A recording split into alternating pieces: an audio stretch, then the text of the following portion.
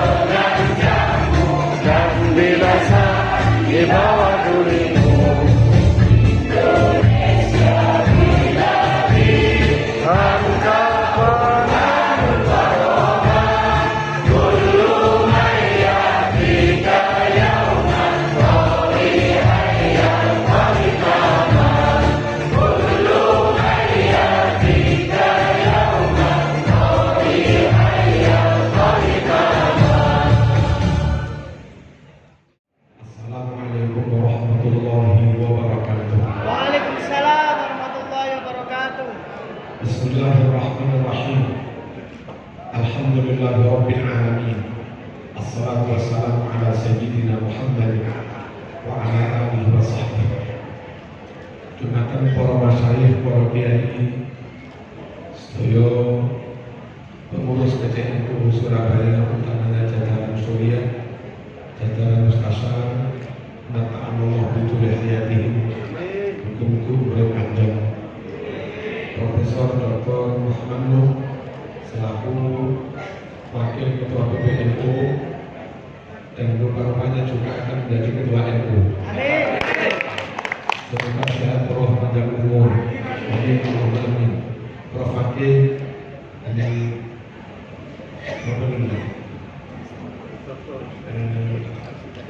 Bos CMK, Bos PKP. Mungkin sehat, Prof. Semoga itu semakin maju bersama Prof. Fakih. Amin, Allahumma amin. Ibu, mungkin panjenengan sehat, Ibu. Amin. Ampun sakit-sakitan. Amin. Sehat, panjang umur, barokah. Amin, Allahumma amin. Bapak Kapolres Surabaya, mungkin sehat, soyong. Para peserta MKMU Surabaya angkatan yang ke 32. Atas. Moga tetap NU sampai mati. Amin. Suki NU, Kamlaran NU. Amin. Sampai mati tetap NU. Amin. Oke. Suki NU, Kamlaran, Banten NU. Mulai PPK NU, mulai PKK kosong Banten NU. Hadirin rahmatullah, pertama dalam majelis ibu kalau mungkin dan APBD memungkinkan, coba panjenengan dalam pilot project kalau nanti sukses bisa diterapkan secara menyeluruh. Coba dalam SD negeri rasa madrasah.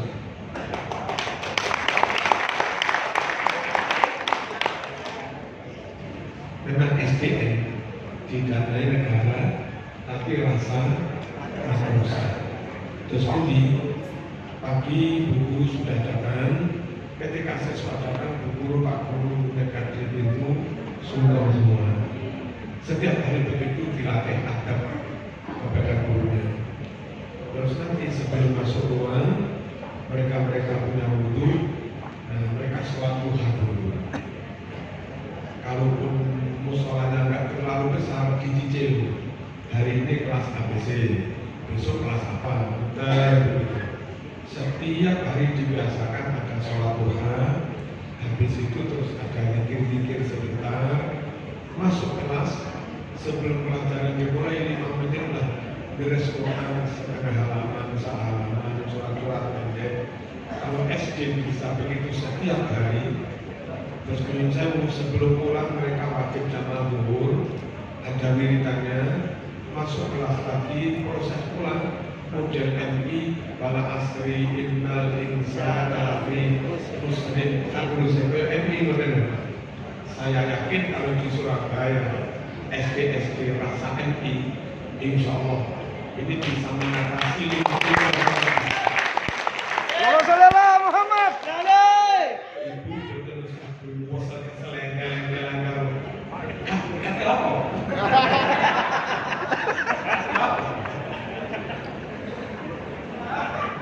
Insya Allah anak-anak Surabaya yang nakal berkurang drastis. Kalau bisa membuat SD rasa, Allah SWT perkara SDN SD yang bisa ke sana. Taruhlah guru yang lancar baca Quran hanya sekian persen. Pelan-pelan setahun atau 2 tahun pertama, biar Pak ini yang bantu nyarikan kader-kader NU dari Fatayat, dari Ansor, dari Pondokan, dari PNII, terus dicatat SD sana untuk sekian tenaga, untuk Qurani, untuk zikir-zikir, SD sana sekian, se-Surabaya untuk sekian. Ini kebetulan saya masuk ke barang. Nggak bisa momen kebetulan itu, mungkin kalau sunati. Nah, panjenengan kali DPR menghitung transport lari-lari itu misalnya menjeng butuh transport 15.000 macam panjang nopo lah sekali datang total misalnya 100.000. Kalau seminggu sekian kali untuk orang satu sekian orang itu insya Allah melarang-larang daripada harus mereka rusak dan seterusnya. Nanti yang rusak juga masa depan Surabaya, juga masa depan Indonesia. Kalau memungkinkan membuat dalam pilot project nomor itu SDN rasa ekonomi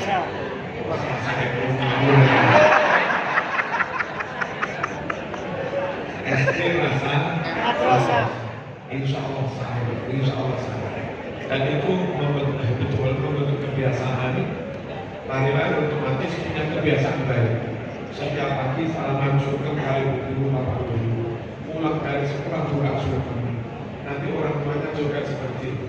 Kalau itu sudah jadi kayak begitu, program SD Rasa Madrasah itu sebulan sekali orang tuanya juga dikembalakan di sekolah, diajak istighosah, diberi wawasan agar apa yang disampaikan guru ke murid itu sama linier dengan yang disampaikan kepada orang tua.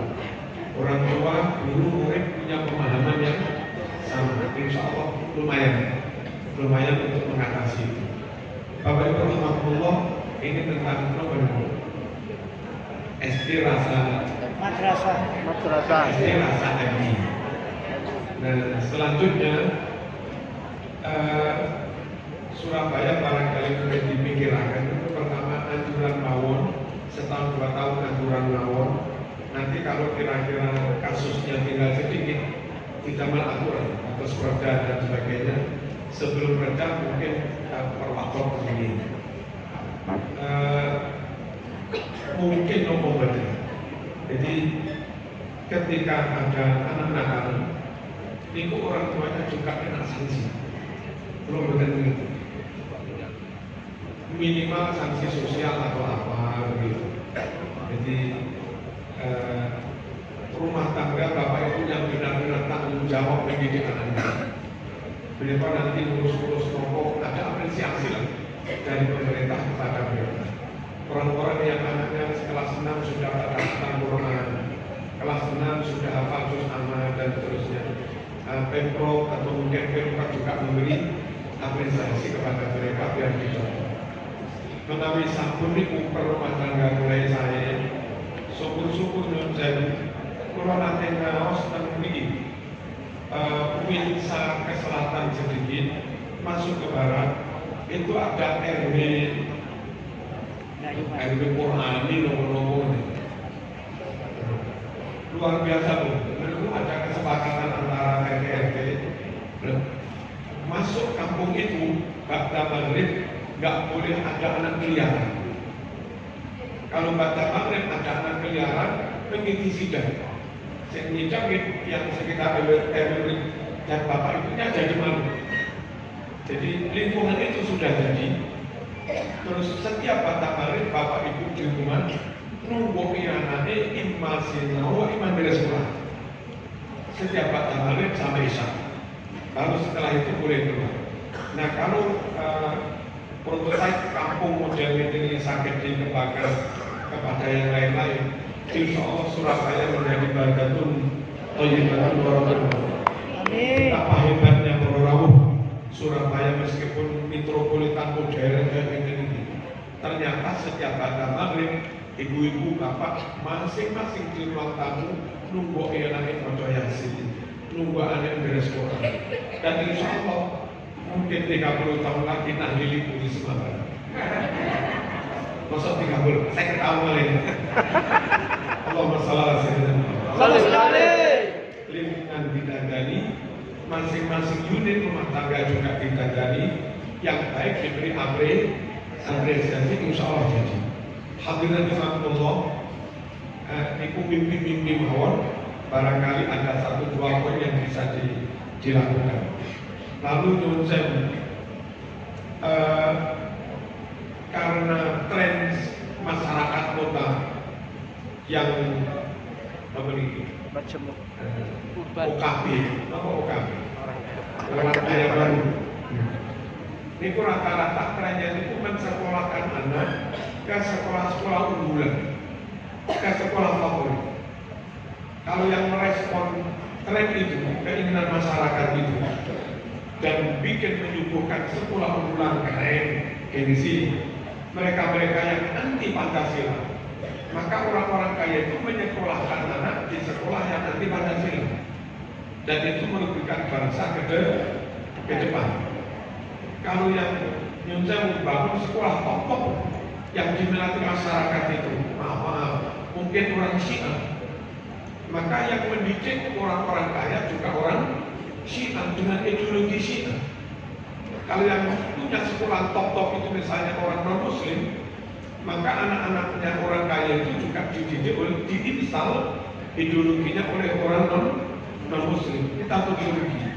Alangkah baiknya kalau Pemda, Pemkot itu menyulap 1-2 SD di setiap kecamatan, di sekolah disulap menjadi unggulan.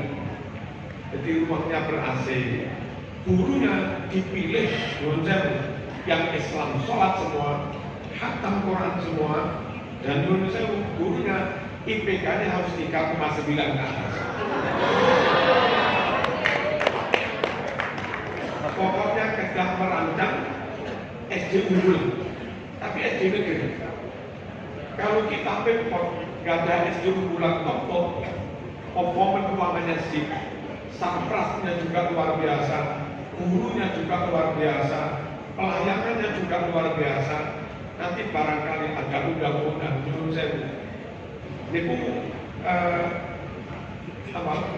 SD atau SMP bisa disulap itu. Orang-orang kalau kepingin anaknya jadi unggul, tidak harus milih sekolah-sekolah yang ujung-ujungnya jadi kadrun-kadrun. Kadrun ini, kadrun. Koyo Islam dewe Pancasila kafir, itu kadrun. Koyo Islam dewe hormat kira-kira musyrik, itu kadrun. Koyo Islam dewe Indonesia tauhid, itu kadrun. Mereka punya sekolah unggulan. Kalau sampai SD enggak dibikin unggulan, kalau sampai SMP enggak ada unggulan beras, masyarakat kaya sekolah ke sana. 15 tahun ke depan mereka sarjana. Yang ditakutkan Pak Prof tadi, 5 tahun ke depan ada orang-orang top tapi anti NKRI, dan itu tentu merusak. Yang terakhir, Yunzem, ampun teman-teman khawatir yang disampaikan Pak Prof hebat luar biasa. Tapi untuk kalangan Indonesia NU, guru-guru ngaji Menden, guru MI swasta dengan gaji 1 bulan 400 ditambah ngajar TPK angsal 200, kira 600 tambah guru dinia beni angsal 150, 750. Ini pula yang NU hidup di lingkungan NU menunggu zaman dengan take home pay 750, dengan dasar sehari take home pay 750. Ini belum. Sebab apa? NU usung kenduren.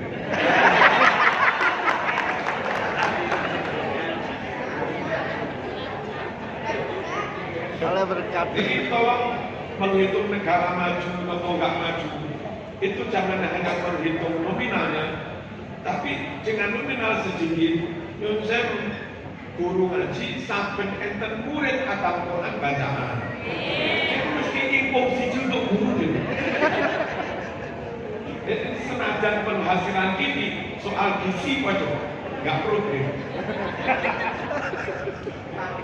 Apalagi ini guru MI besok, guru MI besok dengan penghasilan nggak terlalu banyak. Nyun sewu godong terong itu cukup mikiri tuh di rumah ngeracik rumah. Lombok nganggur batang wit di mulut cekap, mungkin pot-pot nganggur di berambang gigi cekap, sawah sak kedok duwe dhewe. Jadi gaji 1 juta kuleng-kulengmu.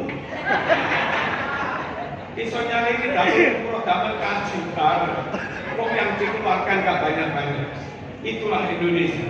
Makanya kalau menghitung penghasilan ini termasuk masyarakat menengah ke bawah atau ke atas, tolong jangan hanya dihitung duitnya dulu, tapi yuk hitungan berkatnya dulu. Artinya, meskipun Indonesia katanya masih menengah atau simpang siur, jangan terlalu khawatir. Di sini ada berkat, di Amerika nggak ada berkat. Allahumma shalli ala sayyidina Muhammad. Terus kepada calon-calon pemangku kebijakan negara, termasuk calon wali kota dan seterusnya, calon gubernur dan yang lain-lain, calon DPR, dalam suun silahkan negara ini maju, industrinya, teknologinya, inovasinya, atau apapun, tapi kebutuhan pokok jangan sampai bergantung pada luar negeri. Kebutuhan pokok itu kalau sampai bergantung pada luar negeri, ngejar kemajuan, lalu sampai kita meninggalkan basis. Bisa-bisa ketika kebutuhan pokok itu bergantung luar negeri, kita didikte luar negeri. Kalau sampai gula pun tergantung Cina, sampai gula saja tergantung Vietnam, sampai gula saja kita bergantung pada Thailand. Negara-negara itu mungkin dengan negara yang lain bisa bergaining. Pak Presiden, kami mau ngirimi 2 juta ton gula. Asal menteri ini harus ini. Kalau menteri ini nggak ini, kami nggak ini. Itu kan menghilangkan kedaulatan negara. Monggo maju industri-nya, monggo maju teknologinya, monggo maju mesin duitnya, monggo maju macam-macamnya. Tapi untuk padi penghasilan pokok nggak boleh berkurang. Piye carane saya nggak urus. Pokoknya soal makanan pokok Indonesia harus benar-benar semuanya. Kopi, gula, jagung, dan beras, daging, jangan. Nah, termasuk berapa? Mungkin termasuk bawang.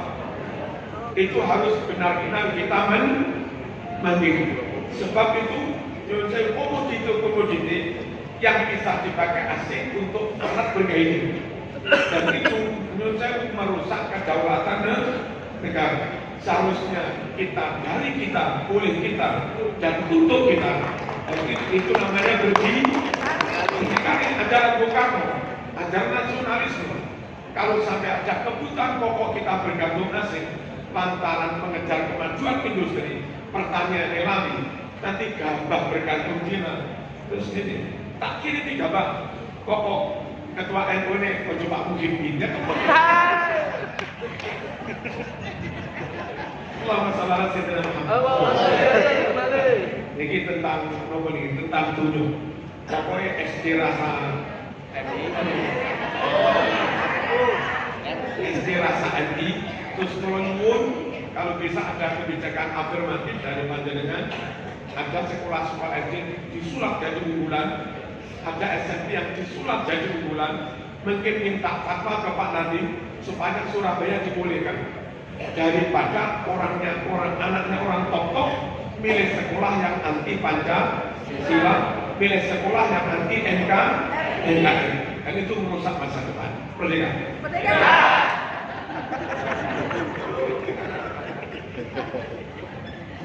Bapak Ibu rahmatullah, Islamnya NU itu Islam yang tidak hanya peduli pada Islam, tidak hanya komitmen menjaga Islam, lebih dari itu juga ada komitmen kebangsaan. Kalau belum ada komitmen kebangsaan, masuk tukang kunut, tukang wiritan sampai lambe diri, itu belum NU. Tak baleni. Wiritan top, sholawatan top, ngaji tafsir top, mendino kata ihya paling besar.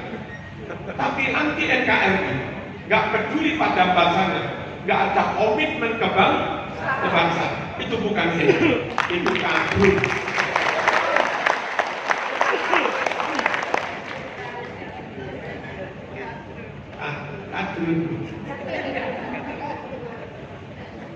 NU itu komitmen keislaman yes, tapi komitmen kebangsaan juga yes. Makanya Mbah Hasyim Asy'ari, Kiai Pol, Alim Pol, Wali Pol, Barokayo Pol, apal hadis, ekon Pol, tapi pembelaannya kepada NKRI juga Pol. Beliau yang mengeluarkan fatwa resolusi itu isinya bukan wajib bela Islam, tapi wajib bela negara. Ada komitmen kebangsaan juga. Demi keutuhan bangsa, Bung Karno istisyaroh, minta pertimbangan, minta masukan saking Mbah Hasyim. Ini Piagam Jakarta ada 9 kalimat dengan kewajiban melaksanakan syariat Islam bagi para pembelutnya. Orang Bali keberatan, orang NTT keberatan, orang Tapanuli keberatan, orang Maluku keberatan. Kalau itu tetap diterapkan dan berarti Indonesia resmi menjadi negara syariat, resmi menjadi negara Islam, mereka lepas dari Indonesia. Lalu Bung Karno minta pertimbangan pada Mbah Hasyim Asy'ari. Apa kata Mbah Hasyim?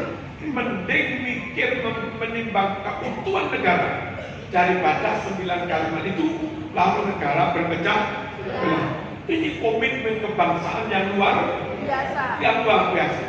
Yang kadrun nggak paham, dikira begini ini sekuler. Aduh, dikira begini ini sekuler. Dikira yang begini ini liberal. Padahal yang perlu kita mantapkan kader-kader MK, mengapa kiai-kiai NU kok begitu membuat komitmen kebangsaan? Satu, ada alasan yang sangat-sangat penting. Dulu pusat kajian Islam Ahlussunnah wal Jamaah ini Mekah. Santri-santri Indonesia zaman kuno awal 19-an, akhir 18-an, rata-rata pengen alim dikirim tentang Mbah Hasyim alumni Mekah, Mbah Wahab alumni Mekah, Fakih Mas Kumambang alumni Mekah, Mbah Zubair abahnya Mbah Maimun alumni Mekah, Mbah Munawir Kerapia alumni Mekah, Mbah Kum Dalem Blitar alumni Mekah. Dulu pusat kajian Islam Ahlussunnah wal Jamaah itu Mekah. Tapi nyuwun sewu, tahun 1923 Mekah Arab terjadi pemberontakan oleh kaum Wahabi. Disokong Inggris dan Prancis memberontak Raja Syarif Hussein. Karena disokong Inggris Prancis, Wahabi menang. Full Saudi dikendalikan Wahabi. Full Saudi dikendalikan dikontrol, dikuasai Wahabi. Apa yang mereka lakukan? Bikin kitab yang tak baca, yang tak omongkan ini, karangannya Kiai Muhammad Fakih Mas Kumambang. Yang dilakukan Wahabi menggusur rata dengan tanah semua makam wali, makam sahabat, makam ulama. Makanya dengan umroh, sulit mencari makamnya wali, rata digusur dengan tanah. Sulit mencari makamnya Sayyidina Utsman, sulit mencari makamnya Siti Aisyah, sulit mencari makamnya Siti Fatimah. Karena oleh Wahabi semua itu digusur rata dengan tanah. Mereka menguasai negara Saudi dan melakukan penggusuran. Lalu ribuan naskah Sahih Muslim, ribuan naskah Sahih Bukhari, ribuan naskah kitab tafsir mereka rampas sesuai perintah normal, kumpulkan di lapangan, dibakar semua. Ulama banyak dibunuh. Untungnya ratusan santri Indonesia itu begitu ada tanda-tanda perang saudara, mereka segera pulang boyong ke Indonesia membawa serta ribuan kitab Sahih Bukhari yang asli. Dari sini kita tahu Kiai komitmen menjaga NKRI, karena saat ribuan kitab Sahih Bukhari dibakar di Mekah, di RI inilah Allah selamatkan ribuan kitab Sahih Bukhari. Di RI inilah Allah selamatkan ribuan kitab tafsir. Makanya dengan buat menawi Mbah Yasin tasih nyimpen kitab. Baik panjenengan Kiai kuno Indonesia niku tasih nyimpen kitab tafsir umur 200 tahun. Tasih nyimpen kitab hadis umur 300 tahun. Tasih nyimpen kitab fikih umur 300 tahun. Pondok Sidogiri, Pondok Roso, Pondok Sarang, Pondok Lasem, Pondok Budi-Budi. Niku tasih nyimpen kitab-kitab lawas yang kitab itu di Mekah sudah dibakar, diterbitkan kitab baru, tapi ada banyak kalimat-kalimat yang dirubah. Pulau gadah Sahih Bukhari terbitan di Saudi, niku hilang 50 hadis Bukhari. Untung sebelum ada gerakan Wahabi, banyak memalsukan hadis yang asli dibakar. Ratusan santri Indonesia yang dulu mondok di Mekah wangsul dan Indonesia membawa kitab-kitab yang asli itu, dan sampai sekarang kitab itu masih utuh. Indonesia harus dijaga karena Indonesia tempat Allah menyelamatkan kitab-kitab yang asli.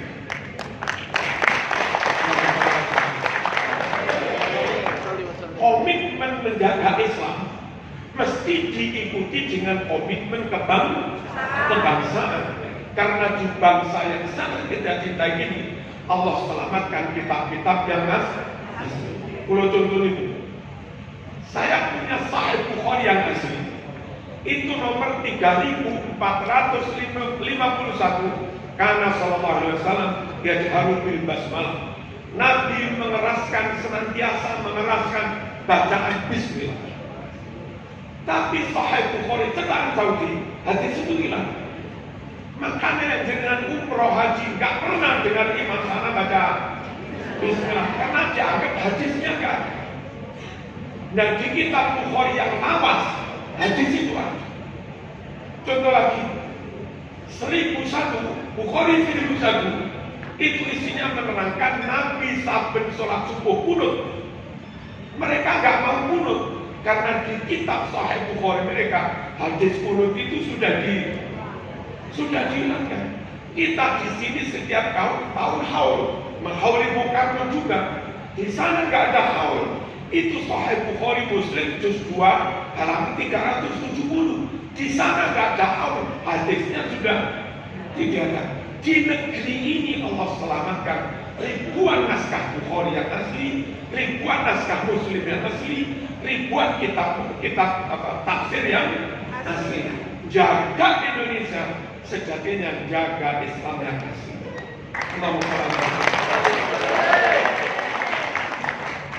Di nomor ini, makanya betul Sabu Hakim, lek gandeng NU mesti nasionalis. manis, tak cepot kartanunin. Tak cabut kanggo NU. Ono pengurus NU tetap melakukan Pancasila kafir, tak timbali, tak cepot kartanunin. Kon dudu NU, kon iku kafir. Realitas Yonsem, manakah bangsa yang muslimnya paling banyak? Indonesia, sekitar 240 juta. Mana bangsa negara yang jamaah haji umrohnya paling banyak? Indonesia. Pinter juga, akeh. Wong antri 20 tahun, Surabaya antri pinter. Ini 25. Baca kuota setiap tahun 231.000. Itu lo masih antri 20 tahun. Berarti yang daftar haji Indonesia itu ada berapa juta ya?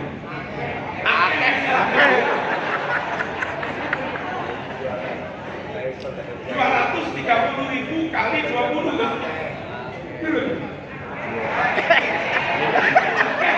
Patangan itu tidak loro, 4 juta 620 itu loh yang daftar haji Indonesia. Ini negara jumlah muslimnya paling banyak. Ini negara jamaah haji umrohnya paling banyak. Ini negara hafid Qurannya paling banyak. Kita punya hafid Quran 100.000 lebih. Gak ono selain Indonesia. Dan talentanya luar biasa. Juara MTQ internasional bukan Saudi. Juara MTQ internasional bukan Mesir. Juara MTQ internasional benih Yaman benih. Benih. Bukan Yaman. Indonesia.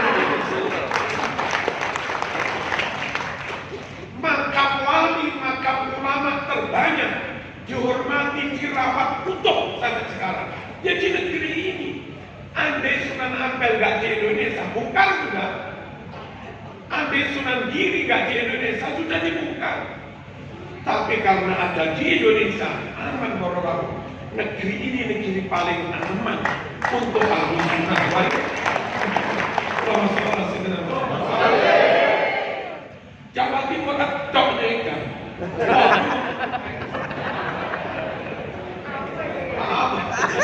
Oh, nek nabiyan daw.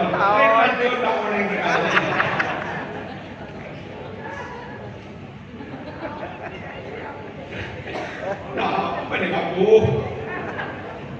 Jawa Timur tok niki pondok pesantren yang 6.000 lebih. Madrasahnya sekitar 12.000 sak Jawa Timur. Masya Allah, se-Indonesia pinter.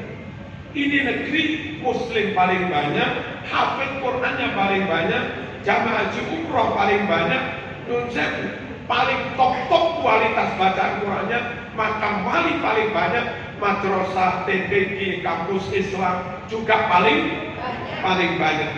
Kalau Indonesia aman, kita merawat keutuhan negara ini meskipun berbeda-beda. Amannya Indonesia sejatinya juga amannya Islam. Kacaunya Indonesia kalau sampai perang saudara, yang paling rugi juga umat Islam. Jangan mancing-mancing Indonesia perang saudara. Kalau sampai perang saudara, ekspatriat Amerika orang Barat, ada tanda-tanda perang saudara, tunggu tiket makmur beres. Wong Cino ada tanda perang saudara, tunggu tiket boleh beres. Lah bunis nanti mulai nanti.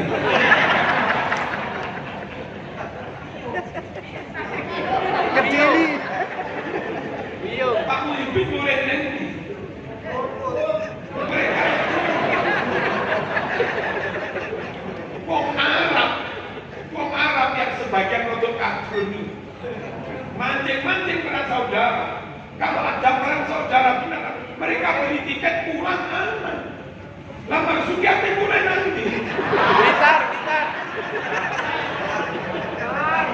Gelem gak gelem, oh dia kentong. Dah iya. Saya pernah bilang, sebetulnya mencura itu jauh. Aslinya mencura itu jauh. Makanya pusat budaya Jawa, Jogja, itu masih mempertahankan kalimat mujur. Memberi nama ibu kotanya DIY.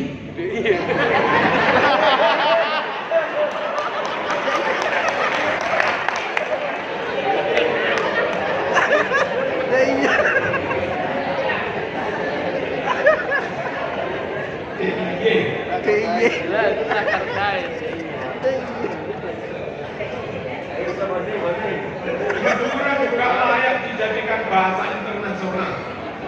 Iya. Vocab-vocabnya mirip-mirip Inggris, tense-nya mirip-mirip Inggris.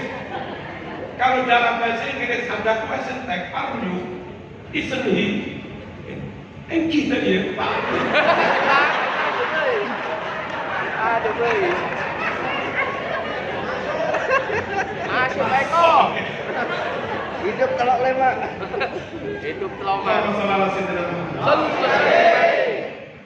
kembali ke laptop. Jangan kenapa NU bersikukuh NKRI harus utuh. Gak boleh ada perang saudara. Mereka-mereka yang gak Indonesia, ada perang pulang ke negaranya beres. Nah kalau sampai perang kita yang jadi korban, makanya kita mencegah betul. Jangan sampai ada perang saudara. NU berkali-kali menegaskan, meneguhkan NKRI harga mati. Pancasila jaya. Ya saya percaya.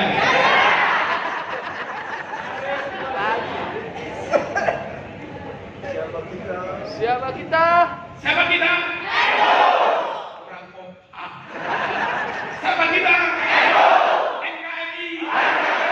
Pancasila. Minggu NU begini. Kenapa NU begitu cinta pada negara? Memang ini sunnah Rasul. Keyakinan NU, Rasul itu juga cinta pada tanah airnya. Mana dalilnya? Dalam hadis Bukhari Muslim menceritakan Nabi hijrah ke Madinah selama 16 bulan di Madinah itu kiblatnya disuruh ngadep Masjidil Aqsa. Wong dia putra Mekah, tanah kelahirannya Mekah, tanah airnya Mekah. 16 bulan nggak boleh ngadep Masjidil Haram. Kerong nih kamu. Nggak kuat. Ya Anda Allah, aduh. Bermalam berdoa kepada Allah, ya Allah, mohon kiblatnya apa yakinnya Mekah boleh ya Allah. Berkali-kali Nabi ngomong dengan dan akhirnya dijawab oleh Allah dalam Quran. Qad nara taqalluba wajhika fis falan waliyannaka qiblatan tamma fawalli wajhaka syatral Muhammad, kata Allah, saya dengar kok, saya tahu kok sampean sering menengadah ke langit berdoa minta kiblatnya dikembalikan ke Masjidil Haram, kiblat yang kamu sukai. Oke lah, dari tempat ini, dari waktu ini silahkan Anda hadap kembali ke Masjidil Haram. Fawalli wajhaka syatral boleh purongku nih. Lebur seneng banget. Itulah bukti dalam hati Nabi ada kangen pada tanah air, ada rindu pada tanah airnya, ada cinta pada tanah air. Hubbul watan ada dalam hati Rasulullah SAW. Dan itulah keyakinan Nahdlatul Ulama. Hubbul watan minal iman. Kalau mahabbatul Rasul, cinta Rasul menyempurnakan iman, maka bagi NU cinta pada tanah airnya bagian dari iman juga pada. Lalu Yunus Nabi mendirikan negara Madinah. Itu ya kayak Pak Karno mendirikan Indonesia ini. Heterogen banget. Islam banyak, Kristen banyak, Yahudi banyak, Soviet banyak, tapi banyak. Nabi mendirikan negara Madinah. Indonesia heterogen banget, plural banget. Apa plural? Macam-macam. Ini Macam-macam. ini nikah. Niki nikah. Nikah.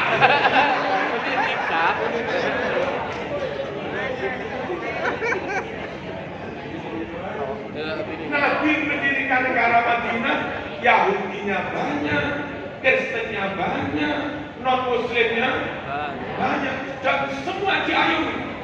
Ketika Mbah Hashim, Mbah Wahab, Bung Karno, Bung Hatta, dan yang lain-lain mengkonsep mendesain negara dengan konsep yang ngayomi semua pemeluk agama, itu sebetulnya niatnya menguswai Kanjeng Nabi yang mendirikan negara Madinah juga dengan desain konsep ngayomi semua pemeluk agama. Padu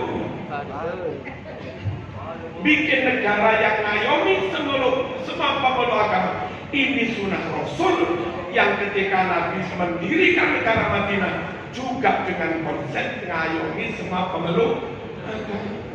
Ojo katulun. Allahumma shalli ala sayyidina Muhammad. Hadirin rahimakumullah, negara Madinah yang campur-campur itu ternyata Nabi komitmennya luar biasa untuk menjaga, membela dan mengamankannya. Setiap dengar orang kafir Quraisy kirim pasukan, Nabi segera kirim pasukan menghadang mereka. Dihadang di daerah Badar, akhirnya terjadi pertempuran Badar. Dihadang di daerah Hudaybiyah, akhirnya terjadi pertempuran Hudaybiyah. Dihadang di daerah Hunain, akhirnya terjadi perang Hunain. Dihadang di Uhud, akhirnya terjadi perang Uhud. Kenapa segera dikirim pasukan menghadang mereka? Nabi ingin menjamin perang tapi rakyat aman. Perang tapi jangan masuk negara kami. Itu loh komitmen Nabi menjaga Madinah. Jangan sampai musuh masuk. Padahal yang ada di Madinah gak Muslim toh, Yahudinya banyak, Kristennya banyak. Toh oleh Nabi tetap dijaga.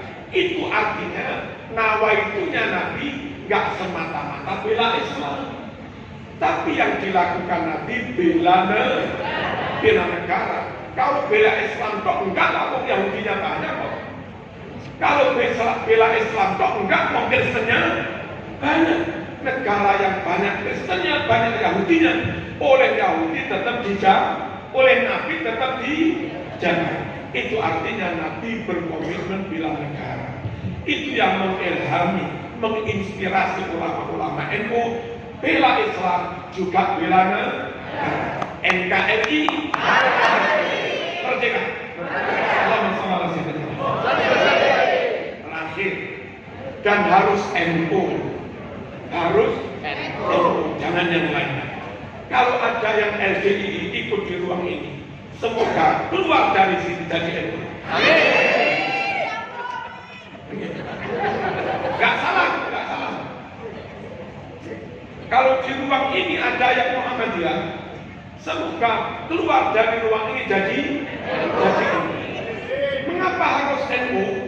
Mengapa harus Ahlus Sunnah wal Jamaah? Nyunzer biar gampang. Yang mau diamanati dan amanah bertanggung jawab menjaga Islam itu Ahlus Sunnah wal Jamaah. Selain Ahlus Sunnah wal Jamaah kurang amanah menjaga Islam. Mau tahu? Misalnya Nusir, Islam mengajarkan nikah resmi sah. Tapi ada golongan di luar Ahlus Sunnah wal Jamaah itu mengajarkan nikah kontrak. Itu loh nikah kontrak. Pak Yin mungkin lupa bis ketua Rayu. Adanya saya rasa bis. Wah, jadi betul. Kenalan, sobat jeneng dari mana sampai? Mau sampai tak nikah semalam 50.000. Yes, oke. Wonten Pak Haji. Niku jere wis nikah. Dikumpuli sebagai isu salaman bisa. Apa bedanya karo Saya wis dibuyarno. kepada golongan seperti itu kan kita mengamanatkan menjaga Islam yang murni. Berdasar hadis Bukhari Muslim, Islam mengajarkan sehari sholat wajib ping 5 waktu. Tapi ada golongan di luar Ahlus Sunnah wal Jamaah Ngotot sedina salat ping 3 dong. Nggak mau ping 5.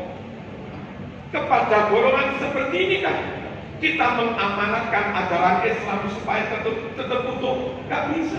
Allahumma shalli ala sayyidina Muhammad. Yon sewu, hadis Bukhari nomor 4001. Aja mbak terbangan ini. Itu Nabi kerso ngerti. Oh, nyaman. Nyaman. Artinya Nabi nyaman dengan terbang. Nabi senang terbang. Nabi setuju terbang. Hadis Bukhari. Tapi beberapa golongan di luar ahli sunnah jamaah malah mengharamkan terbang. Hadis Bukhari juz 2 324 menerangkan Nabi sahabat setiap baca sholat zikir dibaca keras untuk mendidik warga yang awam, untuk melatih murid yang awam. Nabi zikir wiridan dengan suara keras. Ada golongan-golongan di luar ahlu sunnah jamaah malah melarang zikir dengan suara keras. Allahumma shalli ala sayyidina Muhammad. Hadis Bukhari Muslim juz 2 halaman 370. Setiap tahun Nabi menghauli Siti Khadijah menyembelih kambing bagi ke tetangga-tetangga. Ahlu sunnah melakukan itu. Orang di luar ahlu sunnah jamaah melarang haul. Hadis Bukhari nomor 216. Nabi ziarah sambil bawa daun kurma, taruh di atas makam, doakan ya Allah ringankan adab mayit ini selama daun kurma masih pas. Itu hadis Bukhari. Hadis Muslim kitab Sarfu Sudur halaman 92. Rutin Nabi setiap tahun ziarah ke Taman Makam Pahlawan, dan itu ditiru TNI Polri Indonesia. 16 Agustus mesti rutin tabur bunga ziarah ke Taman Makam Pahlawan. Di luar ahlu sunnah jamaah itu semua diingkari. Jangan mengamanatkan keutuhan Islam kepada golongan di luar ahlu sunnah wal jamaah. Harus NKRI dan harus ahlu sunnah wal jamaah. Insya Allah selamat dunia, selamat akhirat. Amin. Bismillahirrahmanirrahim. Kalau ini untuk menutup acara MK dengan mengucap alhamdulillahirabbil alamin, tawakkaltu 'ala Allah, la haula wala quwwata illa billahil azim. Acara MK kaki mau ditutup.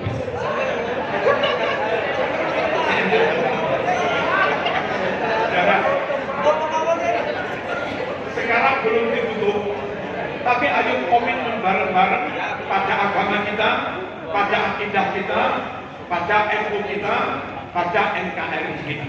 Oke? Yang belum NU rumah akan mawon, makanya sekiranya cocok wangsul dan sowan tegene Pak Yemu Ibn minta baiat masuk NU. Amin. Bismillahirrahmanirrahim. Semua. Bismillahirrahmanirrahim. Asyhadu an la ilaha illallah.